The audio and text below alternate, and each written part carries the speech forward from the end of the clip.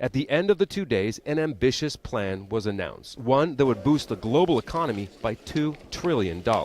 This would happen, the plan says, by increasing trade and investing in infrastructure over the next 5 years. This year, the G20 has delivered real, practical outcomes, and because of the efforts that the G20 has made this year, culminating in the last 48 hours, people right around the world are going to be better off, and that's what it's all about.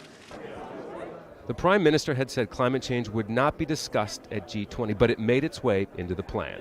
Prime Minister Abbott stuck to his one promise that the official communique from the G20 summit would only be 3 pages long. But some feel what's in this document is going to be very difficult to implement. Not a particularly actionable document. You know, if you have to stuff everything into an arbitrary 3 pages, you inevitably say everything in generality. But with the leaders of the world's most powerful countries under one roof, geopolitics entered the conversation and at times overshadowed it.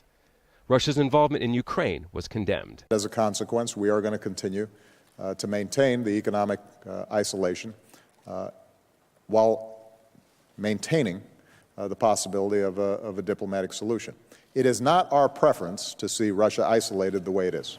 But the much talked about confrontation between Prime Minister Abbott and President Vladimir Putin never happened. The Ukrainian situation, in my view, has a good chance of a resolution, no matter how strange it may sound. The sanctions hurt both those who they're imposed on and those who impose them.